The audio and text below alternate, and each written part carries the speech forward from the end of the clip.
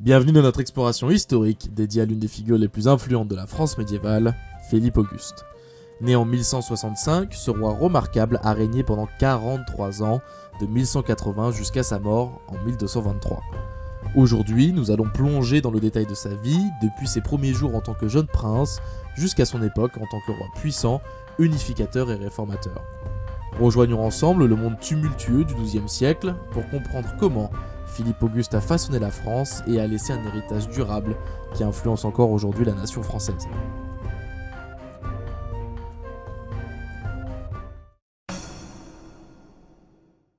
Philippe Auguste naît dans une période complexe, où la France est fragmentée par des rivalités féodales et des luttes de pouvoir. Son père, Louis VII, règne sur un royaume affaibli, et sa mère, Adèle de Champagne, est une femme de forte influence politique. Dès son jeune âge, Philippe montre une prédisposition pour la politique et la stratégie. Il a aussi été élevé dans l'ombre de la cour royale et apprend l'art de la diplomatie et du commandement. À l'âge de 14 ans, en 1179, il est couronné co-roi avec son père, une pratique courante à l'époque pour assurer la continuité de la lignée royale. Cette période de co-règne est cruciale pour le jeune Philippe, lui donnant l'occasion d'apprendre les rudiments du gouvernement et de l'administration d'un royaume. Lorsque Philippe devient le seul souverain en 1180, il hérite d'un royaume en difficulté. Les défis sont immenses, il doit affronter la puissance des Plantagenets qui contrôlent de vastes territoires en France et gérer les relations compliquées avec les seigneurs féodaux. Ses premières années de règne sont donc consacrées à la consolidation de son pouvoir. Il s'emploie à reprendre les territoires perdus par son père, notamment le Vexin, une zone stratégique frontalière avec la Normandie. Philippe est reconnu pour ses talents de stratège, parvenant à reprendre du terrain en utilisant une combinaison d'habileté militaire, de diplomatie et de mariage stratégique. Ses premières victoires posent la base de son autorité et de sa future expansion. En 1189, Philippe participe à la troisième croisade aux côtés de Richard Cœur de Lion, roi d'Angleterre. Cette croisade, bien que marquée par des moments de coopération, est aussi théâtre de tensions croissantes entre les deux monarques. Philippe, malade, est contraint de retourner en France en 1191, tandis que Richard continue la croisade. Cette décision est source de friction et alimente une rivalité qui perdurera pendant de nombreuses années. Philippe, lui, profite de l'absence de Richard pour renforcer sa position en France, une manœuvre qui montre sa capacité à saisir les opportunités politiques. Le conflit avec les Plantagenets est une constante du règne de Philippe. Il lutte d'abord contre Henri II, puis contre ses fils Richard et Jean, à ce moment-là sans terre. Ces affrontements sont marqués par des batailles, des sièges et des manœuvres politiques. Philippe réussit à reprendre plusieurs territoires clés, notamment la Normandie en 1204, un coup majeur contre les intérêts des Anglais en France. Cette conquête est le résultat d'une planification minutieuse et d'une guerre de siège prolongée, notamment le siège du château Gaillard, une forteresse réputée imprenable.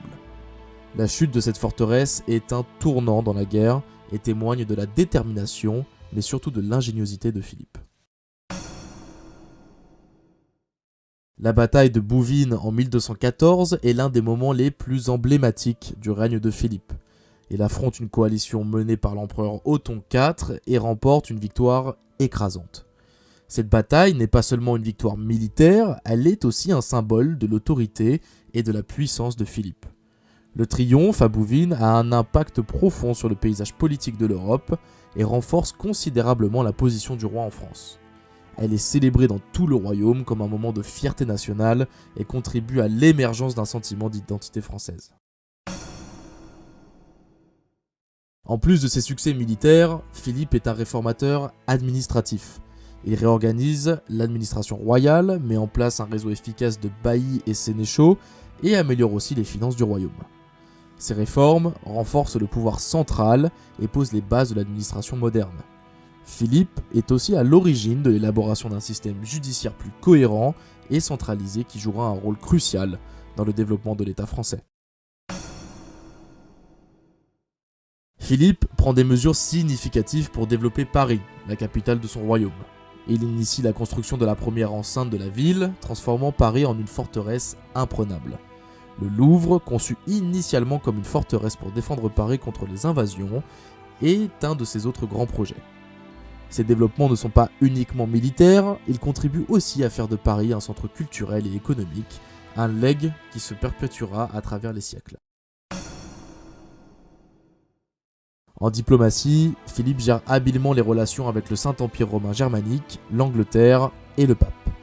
Il est connu pour sa capacité à naviguer dans le monde complexe de la politique européenne. Ces dernières années sont marquées par une paix relative, résultat de ses succès militaires et diplomatiques. Philippe meurt en 1223, laissant derrière lui un royaume transformé, mais surtout renforcé. Philippe Auguste est une figure majeure de l'histoire française. Son héritage est profond, unification territoriale, réforme administrative et judiciaire, développement de Paris et consolidation de la monarchie. Sa vision et son leadership ont jeté les bases du développement futur de la France et ont eu un impact durable sur la trajectoire de l'Europe médiévale.